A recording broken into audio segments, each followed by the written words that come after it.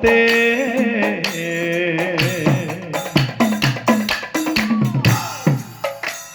R জন্ম লইলা প্ৰাণৰ শিল্পী আমাৰ জুবিন গাৰ্গে প্ৰাণৰ জুবিন গাৰ্গে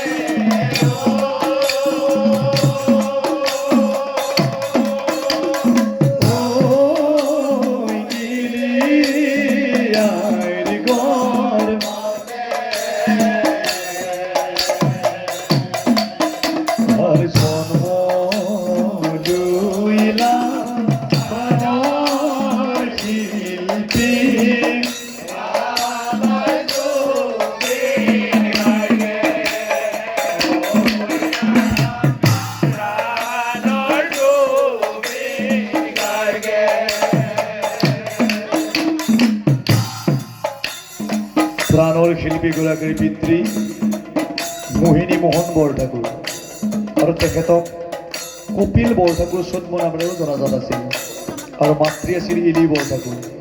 জুবিন গাৰ্গ ডাঙৰীয়াই ক'ত কেনেকৈ জন্ম পাইছিল?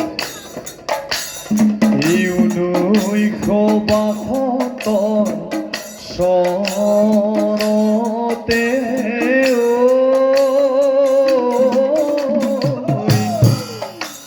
আৰ মেঘালয়ৰ তুৰাতে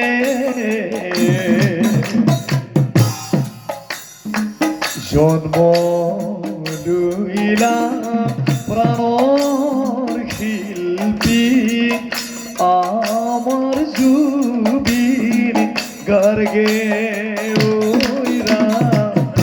প্ৰাণৰ জুবিন গাৰ্গে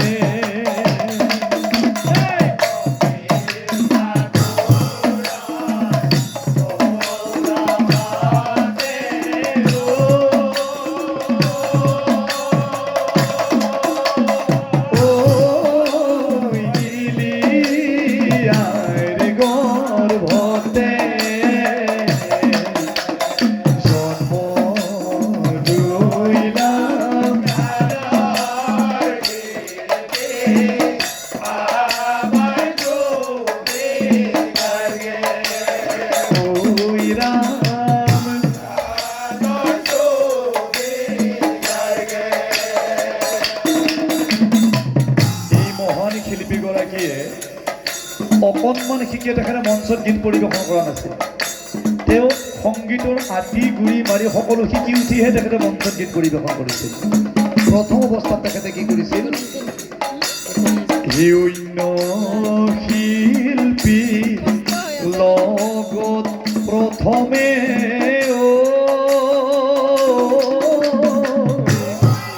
তেওঁ বাদ্য বজাইছিলে।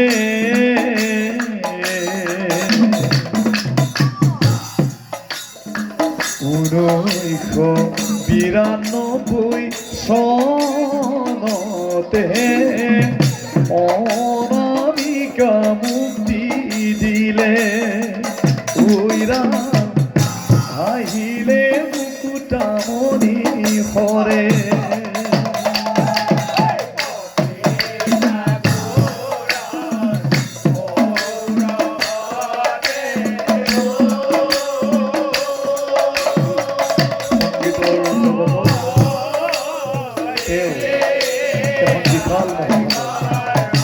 সংগীতৰ বিষয়ে তেখেতৰ কথা কৈ আমি শেষ কৰিব নোৱাৰোঁ।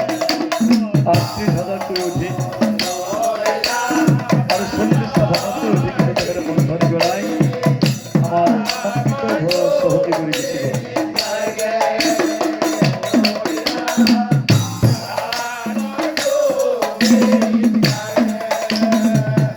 38,000 গীতৰ কথা কৈ বিশেষ কৰিব নোৱাৰোঁ। মাথো কেইখনমান তেখেতৰ একক এলবাম অনামিকা অনুৰাধা মায়া জুবিনৰ গান ৰং মুক্তি শব্দ সিদ্ধ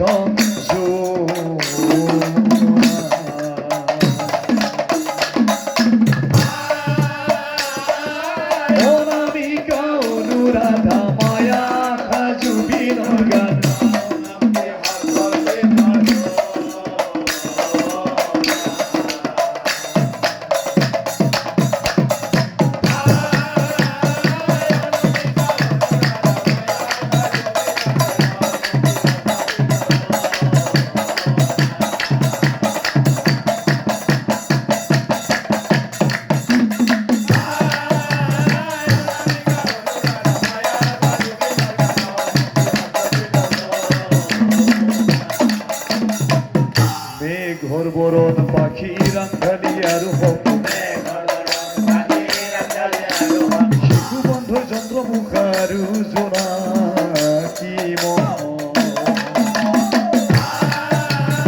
জোনাকী মন চিনাকী মন উন্মৰা মন আপহিয়া মন ৩৮,০০০ ৫৩টা বৰ্ষত ৩৮,০০০ গীত গাইছে।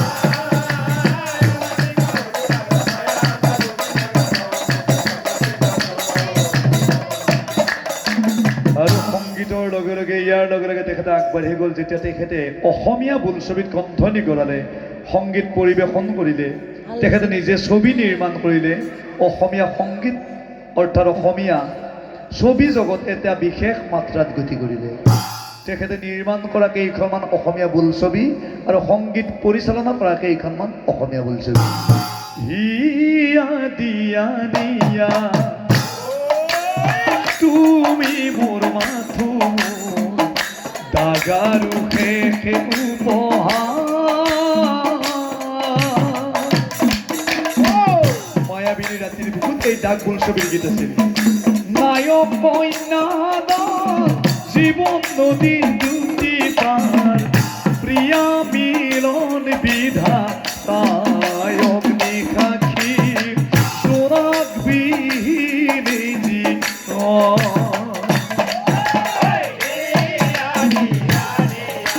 তুমি মোৰ মাথো দাগাৰু শেষে উপহাৰ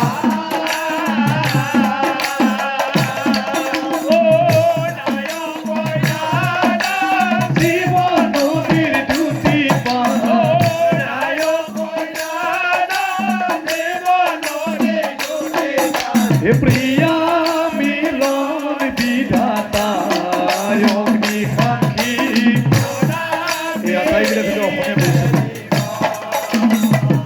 বাৰুদ ৰন্দিন বন্ধু আৰু সুমন সুমন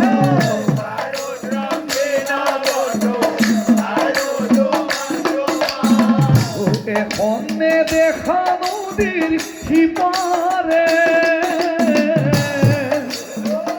মন যায় ৰোদৰ চিঠি গানে কি আনে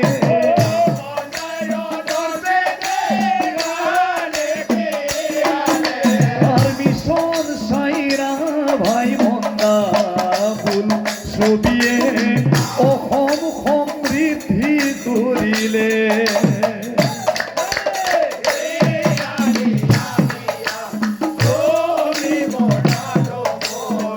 দাগাৰু শেষে উপহাৰ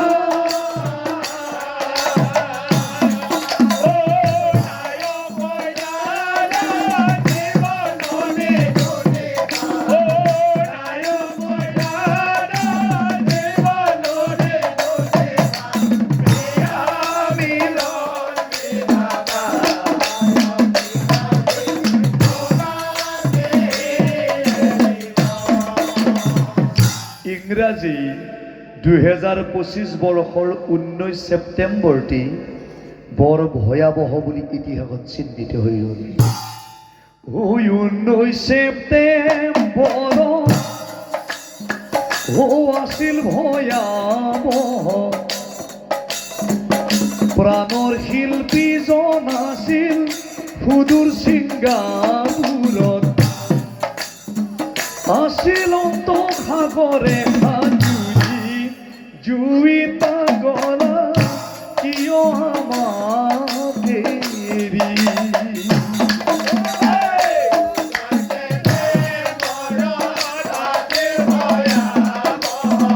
প্ৰাণৰ শিল্পীজন আছিল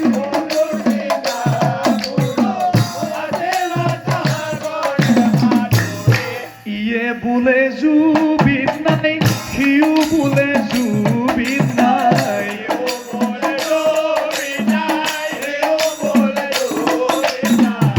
সামাজিক মাধ্যমত খবৰটি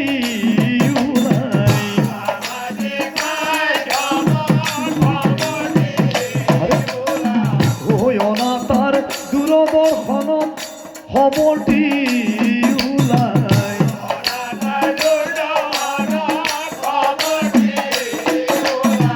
বাটে ঘাটে সকলোৱে চাকি বন্তি জ্বলাই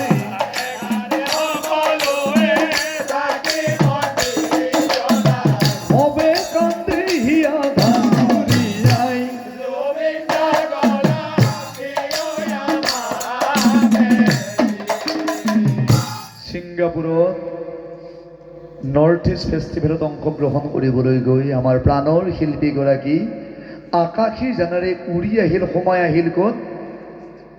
ও কফিনত সোমাই আহিল প্ৰাণৰ গানৰ সখী।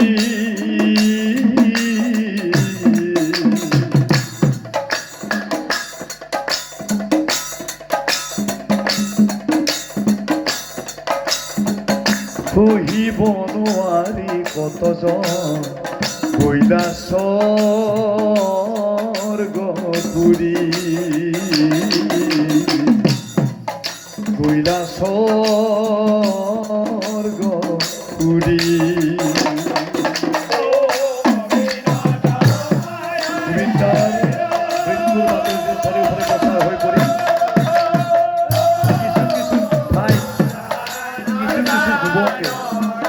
আত্মহননৰ পথ বাছি ল'লে আৰু জুবিন দাৰ কৰে যিসকলে আত্মহনন কৰিলে তেওঁলোকৰ আমি আত্মাৰ সদ্গতি কামনা কৰিছোঁ।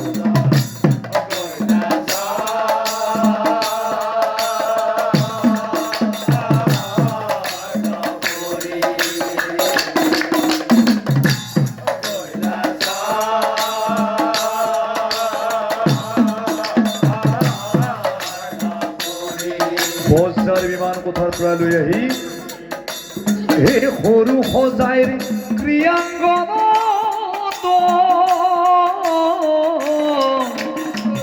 তোমাক আনি থৈলা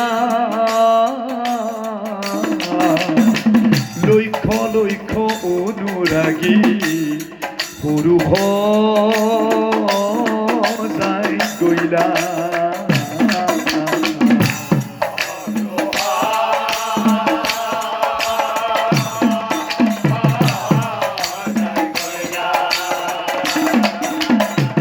তোমাৰ হোকে মৃয়মান গোটেই জগৎবাসী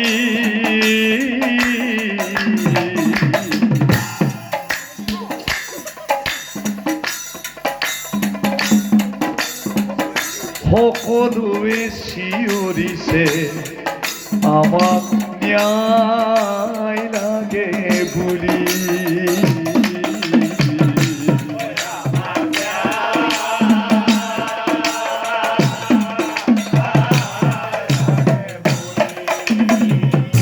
মায়াবিনী গীত গাই ও সীতা তুলি দিলাম, ও সীতা তুলি দিলাম জয় জুবিন দা বুলি হৰিধ্বনি দিলাম।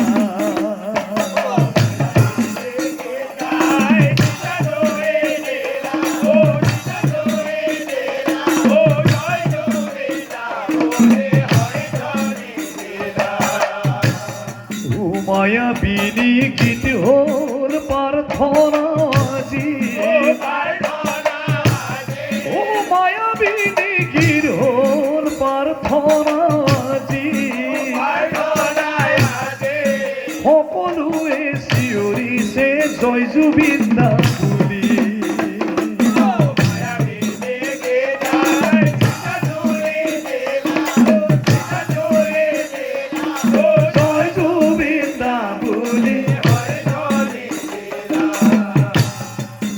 গুৱাহাটীৰ সোণাপুৰ হল অস্থায়ী ঠিকনা, ও গুৱাহাটী সোণাপুৰ হল স্থায়ী ঠিকনা। শ্মশান গুচি সেই ঠাই নাম জুবিন ক্ষেত্ৰ ভৈলা।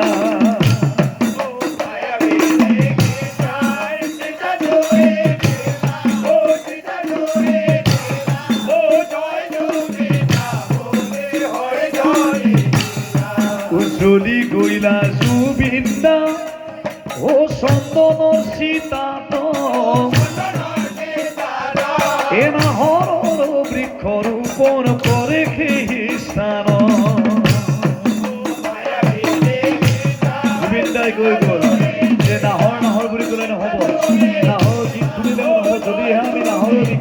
নকৰো ও জয় জুবিন্দা বুলি ও সকলোৱে মিলি জুৰি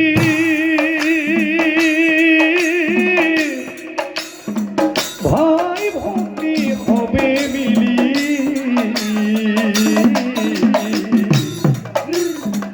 লৈ গৈলা শ্মশানৰ ঘাটে লৈ গৈলা শ্মশানৰ ঘাটে